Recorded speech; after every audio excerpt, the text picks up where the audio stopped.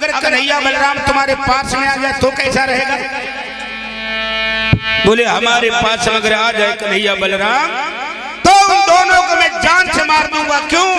मैं मरना नहीं चाहता बाबा, हमें मरने से बहुत डर लग रहा। अगर मैं मर गया ना तो हमारी प्रजा का क्या होगा? कैसे आए? बोले सुनो, अपने या धनुष की तैयारी करो, कन्हैया बलराम को बुलावा दो। और मेरी बात सुनो, तुम नहीं जानते हो एक पाती लिखो बनाई है,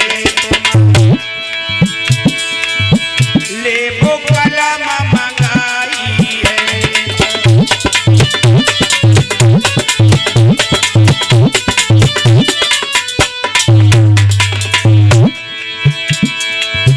एक पाती लिखो बनाई है, लेबो कलम मंगाई है।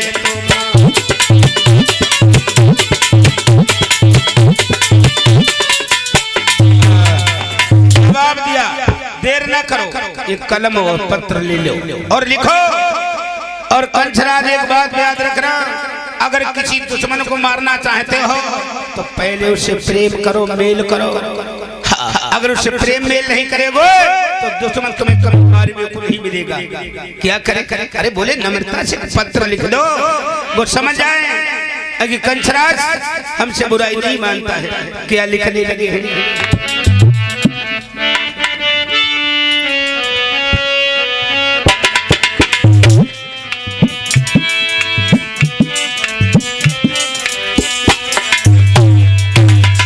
लिखने लगे, सीधी छीरी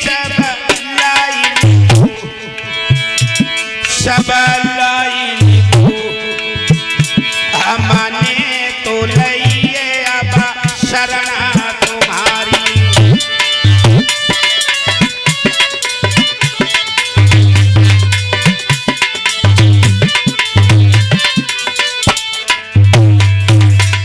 प्रेम से पत्र लिखने लगा,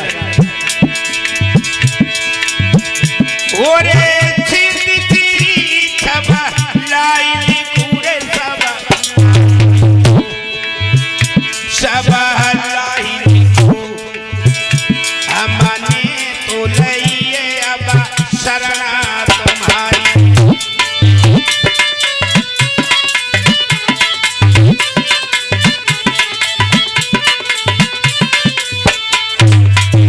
आगे पत्र में क्या लिखा लाला वेद प्रकाश, गलती मेरी को माफ करो, तुम माफ करो बाबा, माफ करो। तुम वृंदावन के हो रे सपाधारी।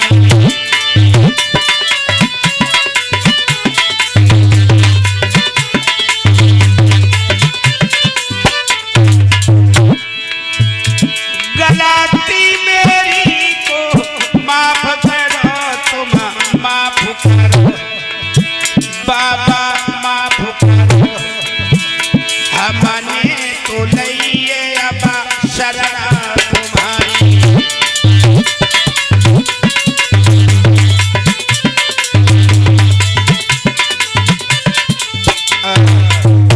एक तरीका से प्रेम से पत्र लिख दिया। भोजराज कंस कहने लगा, पत्र तो लिख दिया, मगर एक बात बताओ, ये वृंदावन पत्र लेकर के कौन जाएगा? जो जाता है वो वही मारा जाता है, कौन जाएगा वहां? देव ऋषि नारद कहने लगे, चिंता न करो, तुम नहीं जानते हो। अरे किसी को क्यों भेजोगे? कन्हैया के चाचा अक्रूर महाराज तुम्हारे पास नौकरी करते हैं, दूसरे को भेजने की जरूरत नहीं। अक्रूर महाराज को बुलाओ, वही पत्र लेकर के जाए। उसी समय जवाब दिए, अक्रूर यहाँ आ जाओ। अक्रूर महाराज पास में आए गए, बोले बता, बोले सुनो ये पत्र पकड़ो और तुम्हें वृंदावन जाना होगा बाबा नंद के यहाँ, क्योंकि हमारे यहाँ धनुष की तैयारी है और मल्ल युद्ध भी हो सकता है। कन्हैया बलराम को बुलावा देकर क्या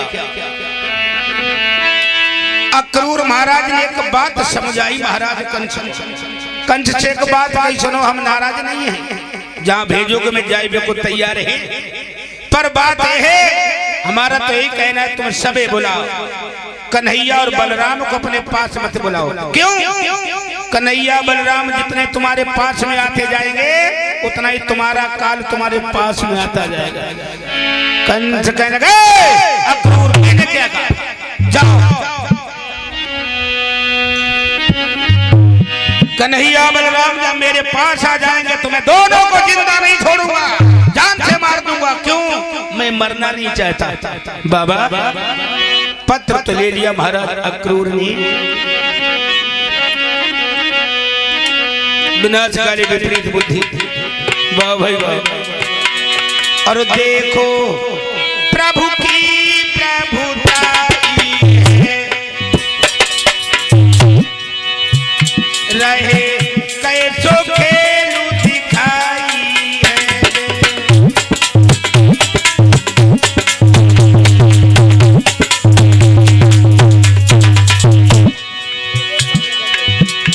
देखो प्रभु की प्रभुताई है, रहे कैसो खेलू दिखाई है।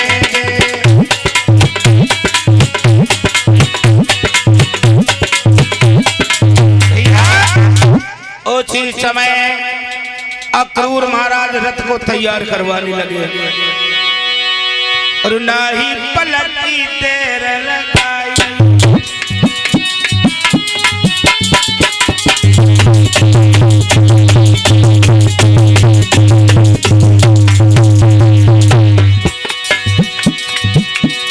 ना ही पलक की देर लगाई,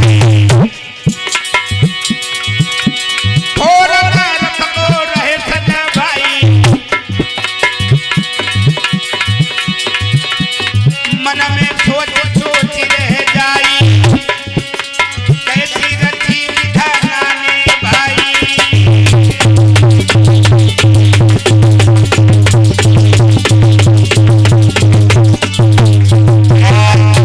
मेरे भैया उसी समय रथ सजवा के तैयार किया है अक्रूर महाराज ने। जैसे उनकी धर्म पत्नी को पता चला, कहाँ जा रहे मरवे को, बोले महाराज का ऑर्डर है, मैं वृंदावन बाबा नंद के पास जाना है, अपने बड़े भाई के पास। जवाब दिया वृंदावन जा रहे हो। कंसराज ने कितने राक्षसों को भेजा और तुम्हें याद है कोई भी जीवित नहीं आया वहां से, वहां नहीं जाने देंगे। अगर जाना चाहते तो हमको भी संग में लेके चलो, मरे तो दो। तभी लोग जानते हैं त्रिया चरित्रम पुरुष भागा देवो पुनात कुतु मनुष्य। त्रिया के अंदर इतने चरित्र हुआ करते हैं कि देवताओं ने भी पहचान न कर पाई, और हमारी तुम्हारी तो कोई बात नहीं, हम तुम एक साधारण व्यक्ति है, साधारण।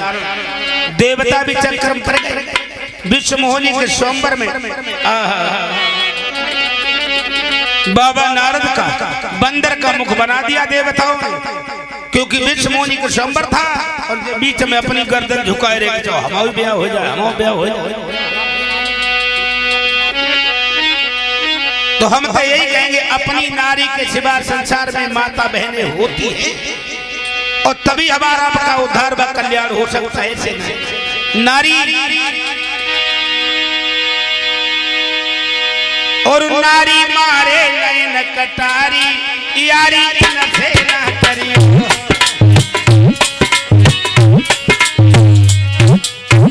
हसन एक नहीं लोग सोच रहे हैं साथी जी तो रसिया गा रहे यार, रसिया नहीं बात समझने की है। नारी मारे नयन कटारी, यारी न फेरा करियो।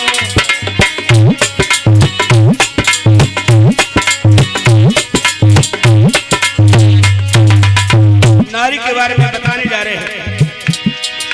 नारी के चक्कर में नारद बने एक दिन बंदर, नारी के प्रेम के चक्कर में, नारी के चक्कर में नारद बने एक दिन बंदर। नारी के चक्कर में लंका फुकवाई गई,